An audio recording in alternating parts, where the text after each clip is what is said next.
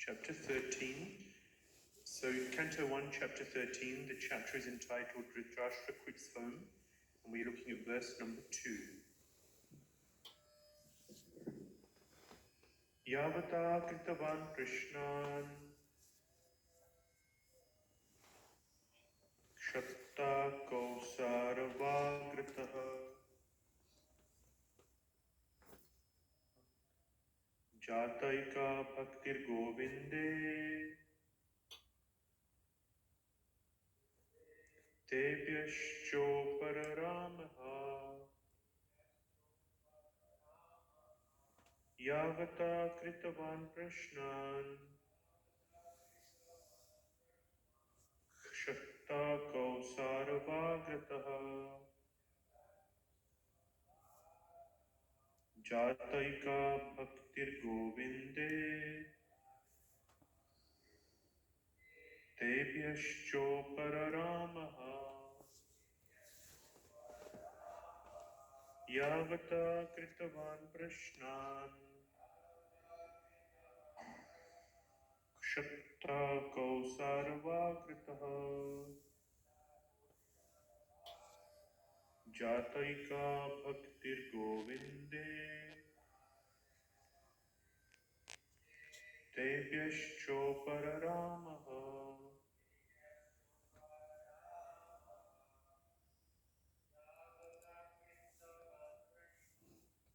Yavata kritavan Prashnan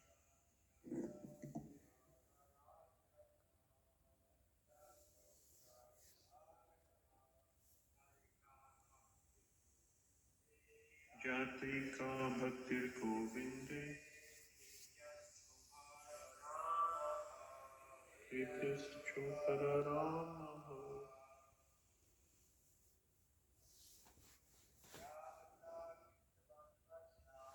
Yavata kritavan Prashnan Kshatta Kausaravagritaha Jataika Bhaktir Govinde Tebhyaschopararamaha Yavata kritavan Prashnan Kshatta Kausaravagritaha Jataika Bhaktir Govinde Tebhyaschopararamaha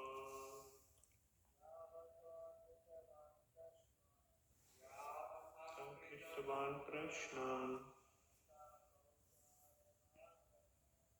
Chatta Kausaravagritaha Jataika Bhaktir Govinde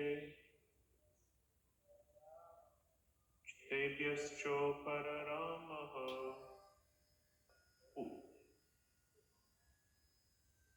Sabhavataha, all that Kritavan did he put Prashnan, questions, Kshatta, a name of Vidura, Kausharava, a name of Maitreya, Agrataha, in the presence of Jata, having grown up, Eka, one, Bhakti, transcendental loving service, Govinde, unto Lord Krishna, Debhya, regarding further questions, Ja, and Upararama, retired from, Ha, in the past. Translation of purport by His Divine Grace A.C. Bhaktivedanta Swami Prabhupada, Srila Prabhupada Ki. After asking various questions and becoming established in the transcendental loving service of Lord Krishna, Vidura retired from putting questions to Maitreya. Purport. Vidura retired from putting questions before Maitreya Muni when he was convinced by Maitreya Rishi that the summum bonum of life is to be finally situated in the transcendental loving service of Lord Sri Krishna, who is Govinda, or one who satisfies his devotees in all respects. The conditioned soul, the living being in material existence, seeks happiness by employing his senses in the modes of materialism, but that cannot give him satisfaction. He then searches after the supreme truth by the empiric philosophic speculative method and intellectual feats. But if he does not find the ultimate goal, he again goes down to material activities and engages himself in various philanthropic and altruistic works, which all fail to give him satisfaction. So neither fruit of activities nor dry philosophical speculation can give one satisfaction, because by nature, a living being is the eternal servitor of the Supreme Lord Sri Krishna, and all the Vedic literatures give him direction towards that ultimate end. Bhagavad Gita 15:15 confirms the statement. Like Vidura, an inquisitive, conditioned soul must approach a bona fide spiritual master like Maitreya, and by intelligent inquiries must try to know everything about karma, fruit of activities, jnana, philosophical research for the supreme truth, and yoga, the linking process of spiritual realization. One who is not seriously inclined to put questions before a spiritual master need not accommodate a show bottle spiritual master, nor should a person who may be a spiritual master for others pose to be so if he is unable to engage his disciple ultimately in the transcendental loving service of Lord Sri Krishna. Vidura was successful in approaching such a spiritual master like Maitreya, and he got the ultimate goal of life, bhakti unto Govinda. Thus there was nothing to be known further about spiritual progress.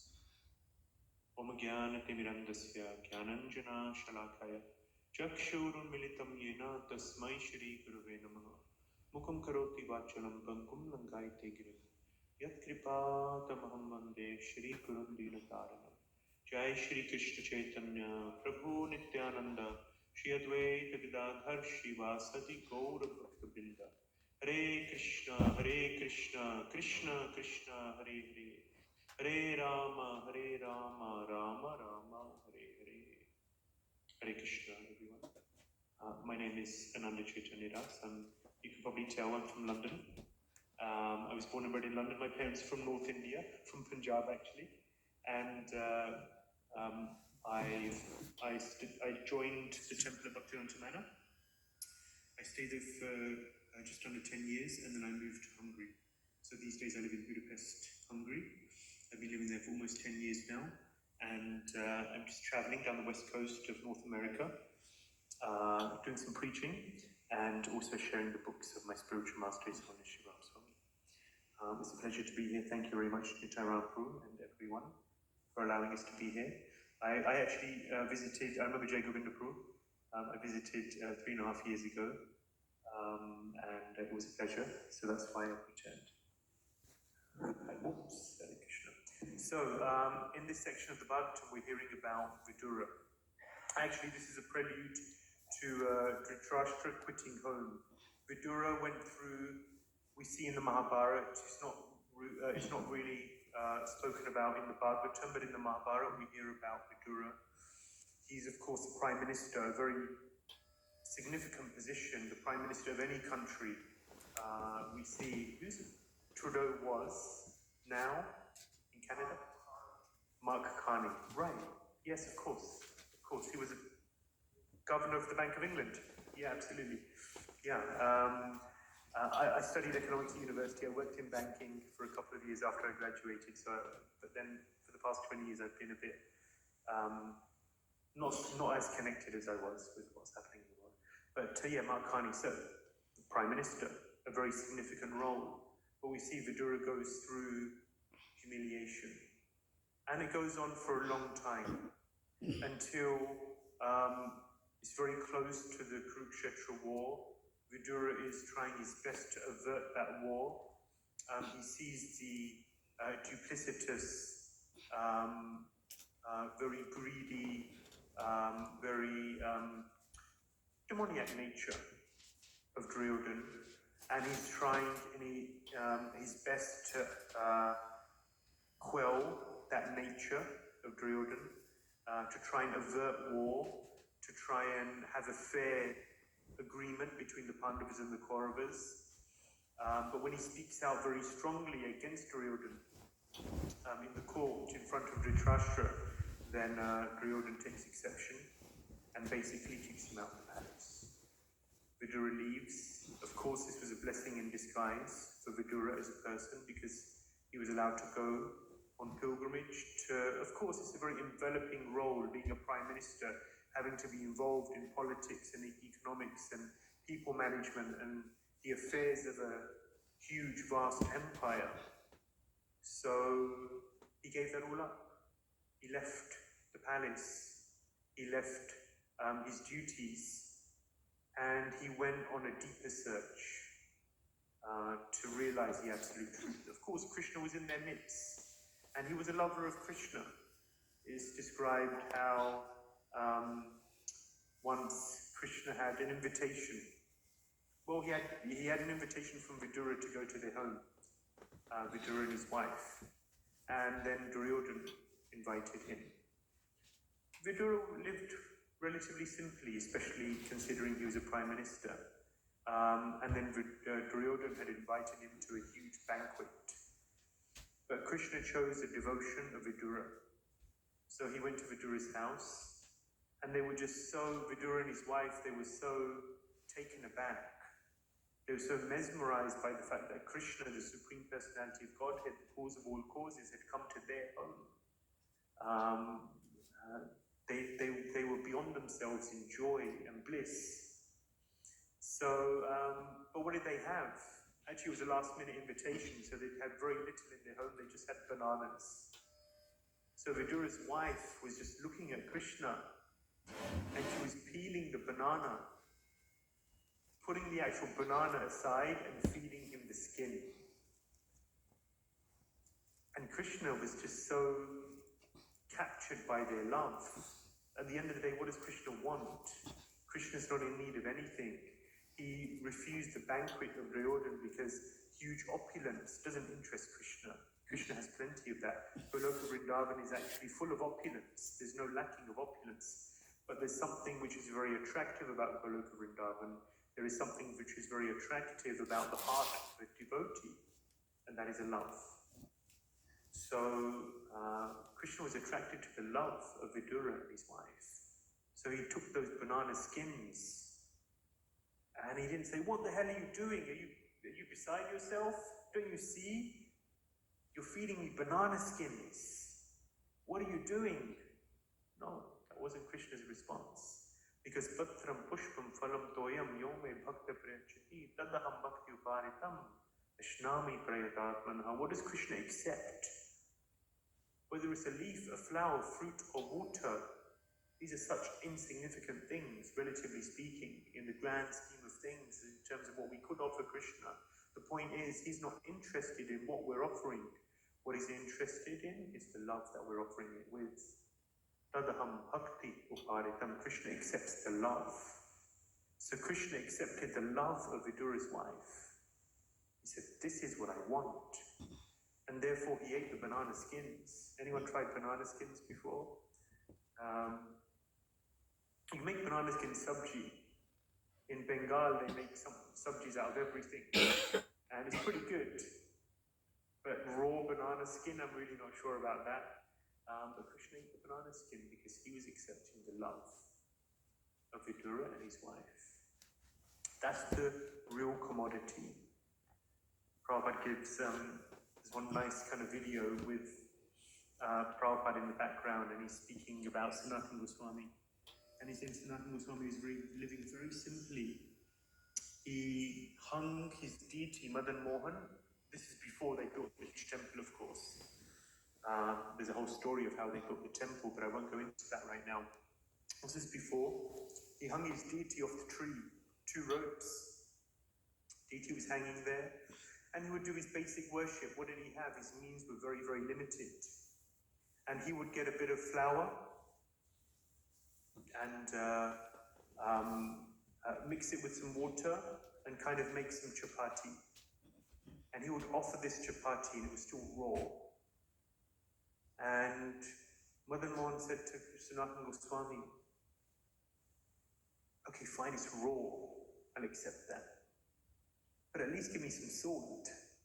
Give me some salt so there's some taste. Otherwise it's just raw, almost tasteless chapal. And Sanatana Goswami says to Madan Mohan, if you want salt, then give me some salt. I'm dependent on you. I don't have, this is all I have. This is all I can do. I'm sorry, my Lord. And so Madan Mohan accepted. He accepted. And so Prabhupada is saying that, look at Sanatana Goswami. Madan Mohan, Krishna, he's accepting from Sanatana Goswami whatever he's given, because ultimately he's accepting the love contained within the offering. And that's what really counts. So Prabhupada is saying, what good? You know, you can offer so many opulent things, but at the end of the day, don't be puffed up. Prabhupada is saying, don't be puffed up. This is Krishna you're dealing with. Deal with him with great sensitivity. Deal with him with great devotion. Engage with him in a mood of love. And that's what really counts. So there's two elements. Jiva Goswami, Rupa Goswami, they speak about this. There's two elements to our devotional service. Devotional service can be split into many, many elements. You can talk about the different types of relationship that one may have with Krishna. You know, there's neutrality, there's dasya ras, servitude, there's vatsalya ras, parental, sakya ras, friendship, and then of course madhurya ras, the conjugal relationship. There's many different ways that we can break bhakti down. There's sadhana bhakti, bhava bhakti, prema bhakti. These are three. So one delineation of bhakti, according to Rupa Goswami, is that there's bhava cheshta rupa bhakti and there's bhava rupa bhakti. So cheshta is the activity. What do we do? So my service today may be to clean the floor. My service today may be to offer the arati, offer the bhoga to the deities. So these are the physical activities of what I do, the nuts and bolts. I may go out downtown and distribute books. So I stop people and I convince them to buy a book, I take the donation, and I move on to the next person. This is the cheshta, the activity of what I'm doing. Very important. No, we're not dismissing it, but what Rupa Goswami emphasizes is that there is also bhava rupa bhakti. Alongside the cheshta, alongside the activity, there is the bhava, the mood. What is the love content of the service that we do? To what degree is this done with devotion? And he emphasizes that this is a very important element. In our society, there are many, many services. We have an unlimited mission. You know, it's never enough. You know, there's never a limit to the number of books we can distribute, or the number of plates of prasadam we may distribute, or, you know, the number of people that may come for a Sunday feast, or the number of offerings we may do, or the number of times we dress the deities in a day. In LA, I think they dress 3 times, deities. In New Rajadam, we have 7 offerings for Radha Shyam Sundar in Hungary. So, Srila Shiva Maharaj says, well, we should do 10. Why stop at 7? We should do more. Our desire is to increase the service. But why? Because actually this is it's not just to increase what we do, but it's a sign, it's an indication that we want to give you more Krishna. Because you're the Supreme Personality of Godhead. You deserve everything and more. And therefore we will do whatever we can within our means. But at the same time, we have to be developing the path, the devotion, the real connection with Krishna. That I'm doing this, Krishna, for you. I'm doing this for your pleasure. And that element of our lives has to take an emphasis. Because in one sense, it can be easier to do many things, rather than go deep within our hearts and to really develop a devotion, to really develop a connection, an attachment to Krishna, a real desire to serve him, to please him, to develop our relationship with Krishna two-way, reciprocal relationship with Krishna. That also requires real work, but a different kind of work, an internal development. And that can be easy to ignore. So Vidura and his wife were very expert in this, of course, but still Vidura went on a 38-year pilgrimage, traveling around all of India, meeting great saints and sages. But at a certain point, he met Uddhava. And we'll see this a little later in the 3rd canto. Vidura meets Uddhava. Uddhava, of course, is a great personality. He's Krishna's cousin. He looks just like Krishna. Very, very attractive. But he's based in Dwarka. And his guru is Brihaspati. Brihaspati is the spiritual master of the demigods. His devotion is mixed with Gyan. He's a Gyan Mishra Bhakta, Brihaspati. So of course he injects the same into his disciple Uddhava. So Uddhava's devotion is also mixed with Gyan. So of course in Dwarka there is some madhurya. See, there's opulence, Aishwarya, and there's sweetness, madhurya. Vrindavan is all about sweetness.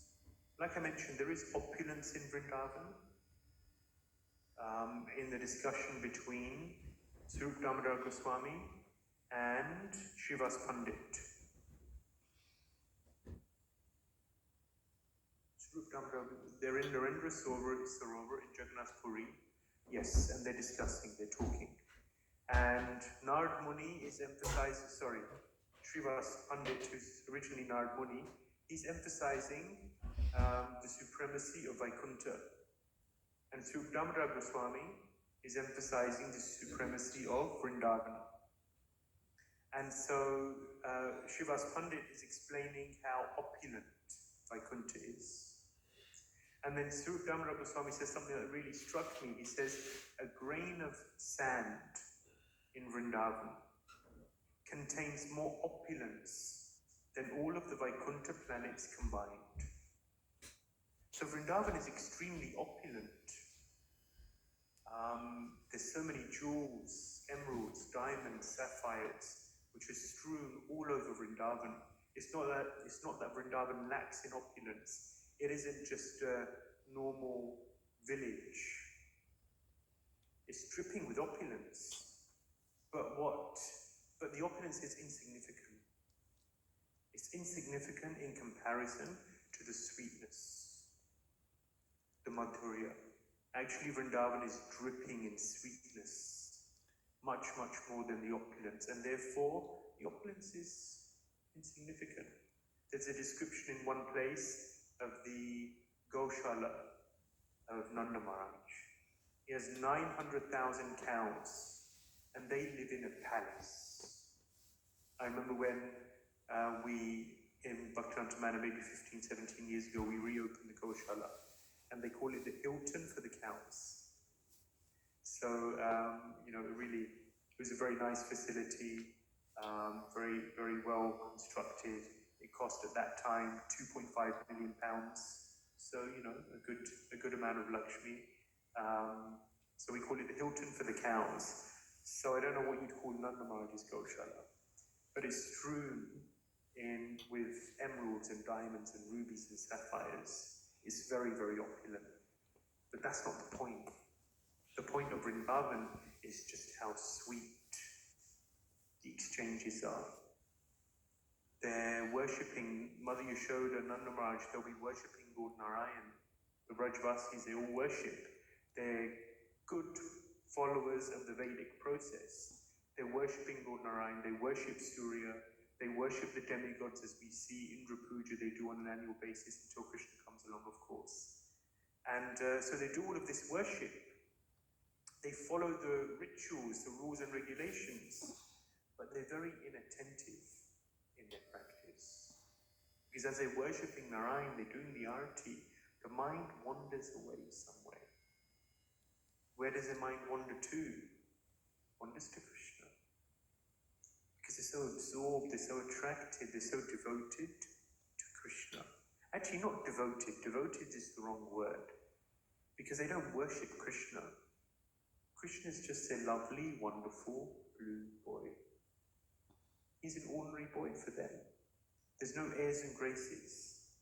And so the mood of loving attachment towards Krishna that the Vrajavasis have is most attractive to Krishna. So the sweetness of Vrindavan is juxtaposed, is compared to the opulence of Dwarka. There is sweetness in Dwarka also. There is a loving attachment towards Krishna, just based on the fact that he's Krishna. But at the same time, there is more knowledge of his supremacy, of his godhood. Krishna is the king of Dwarka. He has all of his regalia. He lives in a beautiful, huge palace.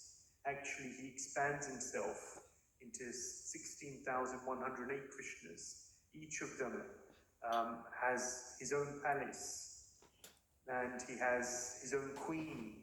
So there's 16,108 wives, and each of them has 10 children. So there's a lot of children, 161,080 children. So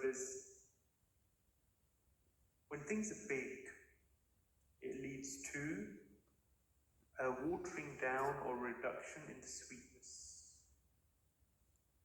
When things are, it's described that Vrindavan is medium-sized. Vrindavan is not big, because big means opulence. When you walk into, I don't know, if you've ever been to a baseball stadium, I don't know what's ice hockey. What's big in Canada? What's the biggest sport? Ice hockey, right? If you go into an ice hockey, I don't know how big the stadiums are. 20,000 people? 10,000? I don't know, you walk into an ice hockey stadium, it's huge. You know, and then, I don't know, if you're down a little south, you're in North America, then you walk into a baseball stadium or a NFL, it's huge. And you're just looking around, and there's this awe. And just because of how humongous it is, how huge it is. So in Dwarka, there's more of that element. Krishna's the king. Krishna's respectable. Krishna's powerful. Krishna's in control. He's in charge. So there's more of this relationship of awe and reverence towards Krishna. Whereas in Vrindavan, he's just that blue boy. He's the darling of Vrindavan. Everyone just loves him because he's Krishna. So if you speak to anyone who's got some power, they love just being a nobody, you know. So I spoke to my spiritual master also, and he just said that everyone paying obeisances, everyone giving you respect, it gets tiresome after some time. Wherever you go, I remember I was walking with my spiritual master in Mayapur once. It was Gorpani Festival, and I was walking with him down one of the main streets in Mayapur, and there's waves of people just falling flat ground. And then you walk a little further, they get up, and then the next wave of devotees just falling down. And I just couldn't imagine. I was uncomfortable just standing next to him. I just couldn't imagine how it feels to be that sannyasi, to be that, influential person who everyone's just respecting with so much honor. And he said you miss just having normal relationships. So I see that in that generation, disciples of Srila Prabhupada, they just really value being with their peers, because they spend a lot of time surrounded by juniors who offer them respect and worship. And it's nice just to be you. It's nice just to be normal. Krishna's the same. Krishna likes just to be him, not to be God, not the Supreme Personality of Godhead, not the cause of all causes, the source of everything, but just Krishna. And in Vrindavan, he can be Krishna. He gets up to antics, he does all sorts of pranks, all sorts of naughty things. And everyone just loves him for who he is, for what he is. That sweetness of Vrindavan is very, very attractive. So Uddhava, I'm digressing, I could speak about so many things, but Uddhava is, he's in Dwarka. And they just don't understand, why is Krishna missing the Vrajvasis? He's in Dwarka, he has everything, he has so many associates. But they can't get their head around what it is that Krishna's missing. So at a certain point, Krishna, he sends Uddhava to Vrindavan. Particularly because he wants Uddhava to be, well, there's various reasons. One is he wants to send the Vrajvasis a message. So he sends various letters to the Vrajvasis to explain to them how much he misses them. Their love is not one-sided, it is two-way. And he's just sharing his heart with the Vrajvasis. So Krishna wants that message to be communicated. But he could send anyone as a messenger. He sends Uddhava because he wants Uddhava to meet the Vrajvasis and to actually see their love. So that they can really compare Uddhava can really compare what is Vrindavan and what is Dwarka. And therefore, what is it that really attracts Krishna's heart? What makes him yearn for the Vrajvasis association? Krishna's laying next to Rukmini, but he's calling out for Srimati Radharani.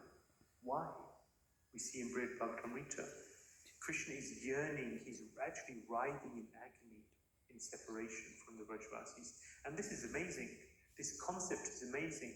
And not only do the Vrajvasis, the devotees, the Bhakta yearns after Bhagavan, but at the same time, Bhagavan is yearning after the Bhakta.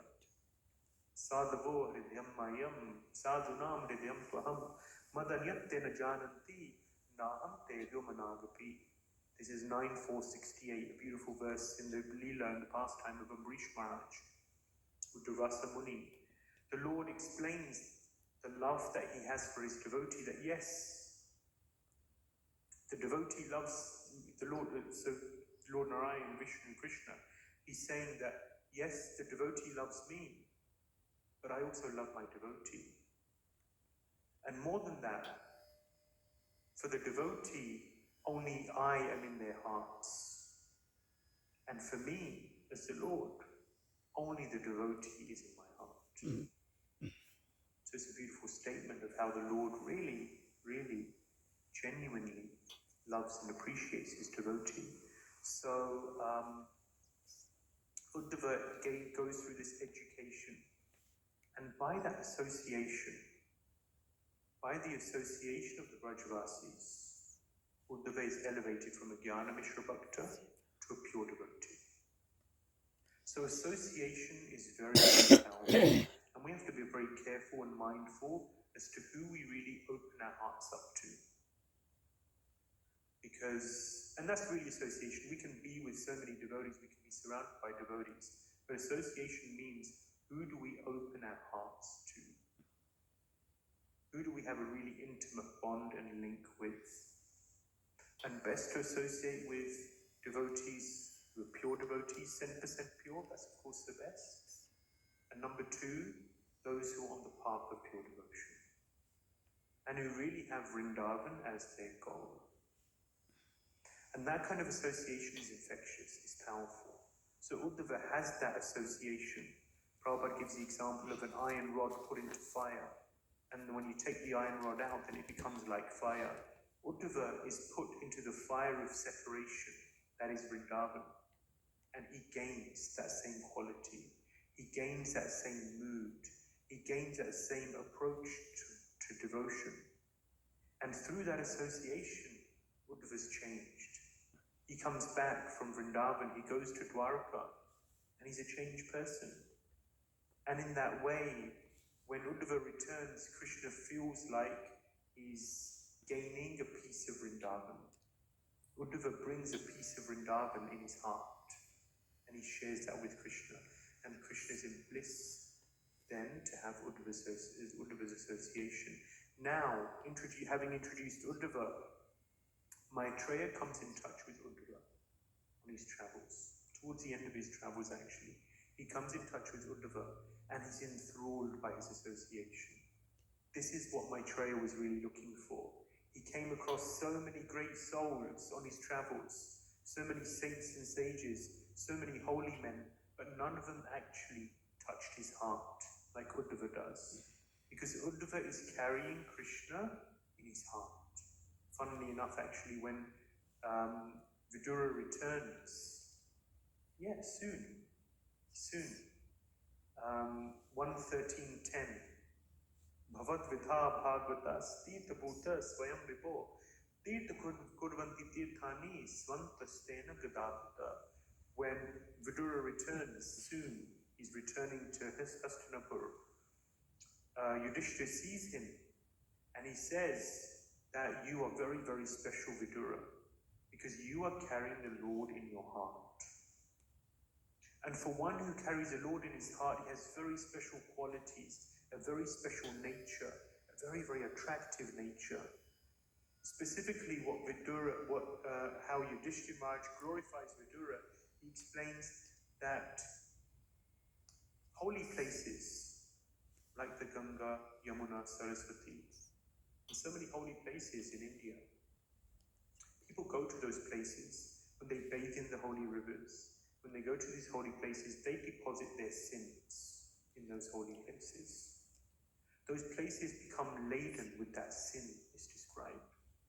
But what Yudhishthira Maharaj says is that you are a pure devotee. You have this very special quality. So when you go to such holy places, you purify those holy places themselves. When I think I read this a few times, when I first digested or began to digest what this means, it's mind-blowing.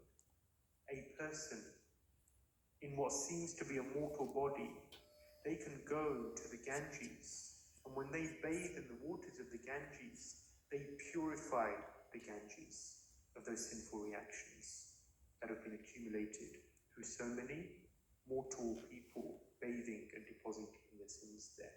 How amazing. That's a glorification in half. So Vidura is one such personality. Yudhishthira Maharaj glorifies him for this reason. And so Vidura here is very attracted to Uddhava because he's coming in touch with such a great personality, such a pure devotee. And so through that association of Uddhava, Vidura is then purified. Vidura has some, through the association of worldly minded people, through having to engage in so many materialistic activities, he's sullied. And therefore, through the association of Uddhava, Vidura is purified. He's elevated. And he feels that. It's described that he has that experience. So Uddhava becomes a carrier of the Lord in his heart in a deeper and deeper way. So he associates with the Vrajvasis, he becomes elevated. He then gives that association to Uddhava, and he becomes elevated. And this is the Guru Parampara system, chain of teachers. And so we too, as we associate with pure devotees, with elevated Vaishnavas, we too should try and really glean and gain what is in their hearts. We too should become pure devotees and then give that pure devotion to others. And so Srila Prabhupada is speaking about how this relationship between guru and disciple, how does it become live? How does it become a real relationship? This is really the core of a sadhaka's being, spiritual master. How does that relationship really become live? These days we see that the devotee may approach a spiritual master as a fashion. I got to be part of the crew. I got to get the name Das, Devi Dasi, etc. Or, I want second initiation so I can worship on the altar. So many different motivations. Or I just need someone to console me in my difficult times. I need a therapist. I need someone to listen to me and help me to get through my problems in life. So there are many reasons why these days an individual may approach a spiritual master. But actually the spiritual master's duty, according to the Bhagavatam, are two. The spiritual master has two fundamental duties. To teach the disciple how to chant Hare Krishna, that's a whole science, and to teach the disciple Bhagavatam. What is the essence of Bhagavatam? That's really the duty of a spiritual master. That's really what a spiritual master should be giving to the disciple. But it can be difficult in today's world, because the disciple often has so many needs aside from those two needs, from those spiritual needs, before they can really approach the holy name and approach Bhagavatam in a clear state of mind, with an open heart, and to really suck in that mercy. But ideally, the guru-disciple relationship works when the devotee really wants to know Krishna, when they have that yearning, that desire to know Krishna. The Bhagavatam 2.10.1, there's a nice verse that describes the 10 topics of the Bhagavatam. And the Acharyas explain that although all of these 10 topics are there in each of the cantos are, there's a emphasis of one topic in each of the cantos. So the verse says, Atra sarga visargascha sthanam poshnamutaya manvantareshanu kathan yogo nirodho mukti ashrayaha. So these are 10 topics. And I always wondered, there's 12 cantos, but there's 10 topics.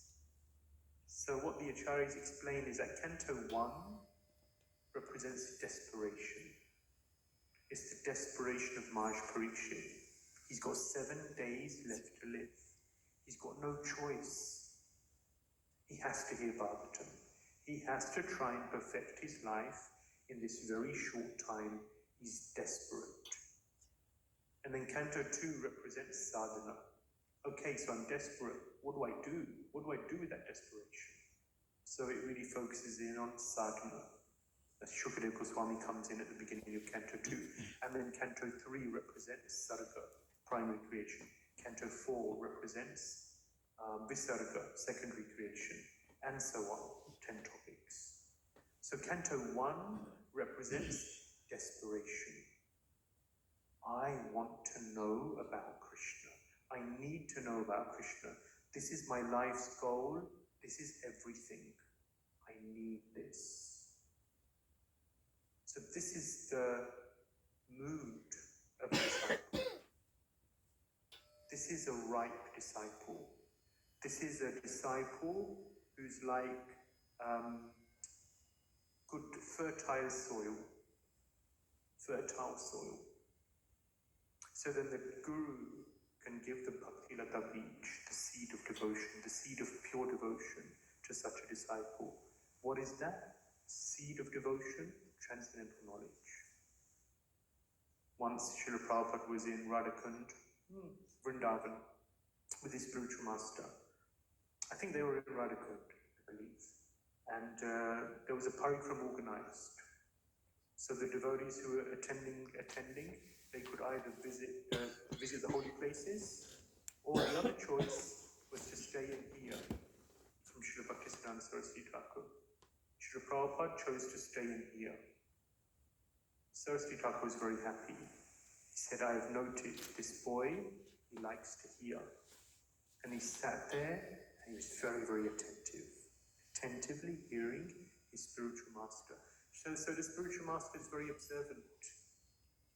They will see, they will observe, and they will see what is the quality of the disciple. How much are they eager to serve?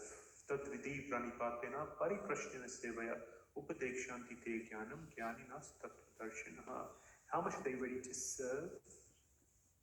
And how much do they want to know? How much are they ready to ask questions? You ask questions when, of course, Prabhupada says in the purport to that verse, absurd inquiry. No, someone who's really contemplating life, contemplating Shastra, and on that basis has a yearning to understand and know. That's fertile soil. So So then the spiritual master can really impart transcendental knowledge, can really give instruction unto the disciple. Sometimes you see, maybe often we see, that the spiritual master finds it difficult to really give honest instruction because they're concerned about what the disciples will, how they'll react, or how the wider community will react. Are they really ready to hear what they need to hear? Maybe sometimes not. So I always consider, I think to myself that I want to be a disciple who my spiritual master can say anything to, at any time, in any way. To be a sold out servant, my spiritual master. That's the desire. That's the plan. I could speak more, but it's almost 9. Are there any comments? It's almost 9. Any more comments, corrections, complaints? Yes.